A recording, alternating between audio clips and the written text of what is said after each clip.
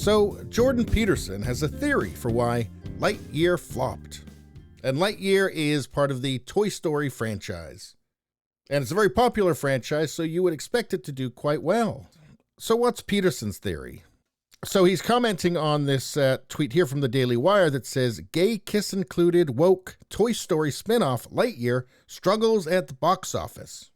And he wrote, "This is so unfortunate. The revenge of the market." And yes, it is the revenge of the market.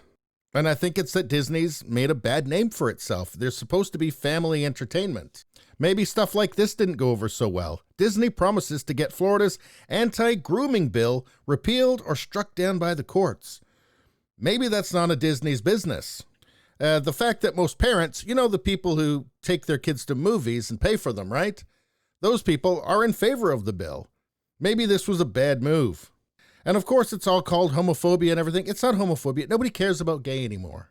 I mean, Ellen came out like 20 years ago and nobody threw her off a rooftop. She's done just fine. So it's not that people are afraid of gays or anything. I just think that the market is kind of saturated, isn't it? I mean, it's pretty much every show now. And it's not about representation. It's about over-representation now.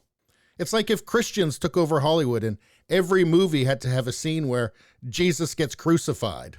Even the Christians would sigh. I just think maybe it's just become too much. And again, it's the parents that ultimately decide what movie the kids are going to see. And the parents have seen a lot of stuff themselves.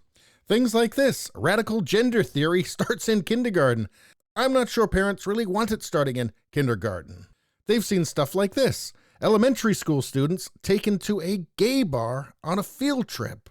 I guess the Natural History Museum is too cis-normative or something. Oh, and of course, the drag queen story hours that are happening everywhere. Oh, and let's not forget that Disney dumped Tim Allen, who was the original Buzz Lightyear, because he supports Donald Trump, because he's a conservative. And who'd they replace him with? They replaced him with current thing guy, Chris Evans, woke Chris Evans. The one who says the homophobic Lightyear critics will die off like dinosaurs.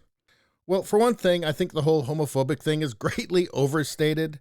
I think people have just had enough. They've just said, okay, we're fine with all of this. Now it's just too much. It's everywhere. And there's a sense that it's just being rammed down people's throats, and people don't like feeling like they're being forced into something. And I think people are liking it less and less when they realize that Hollywood elites are trying to influence their children. So yeah, the revenge of the market. And the market's been watching what Disney's been doing, and the market hasn't been liking it. So this Lightyear movie has brought in $51 million during its 3-day opening, which sounds like a lot of money, but it's not. Not when it cost $200 million to make, and then they would have spent another $200 million on marketing. So you're looking at $400 million just to break even. So this looks like a movie that's going to lose money. And there's some polling that perhaps Disney should have been paying some attention to. A recent poll conducted by Echelon Insights for the Daily Wire showed that although 29% of American investors agreed it is a good thing for companies to leverage their financial power for political or social means, 58%, that's twice as many, said it's a bad thing.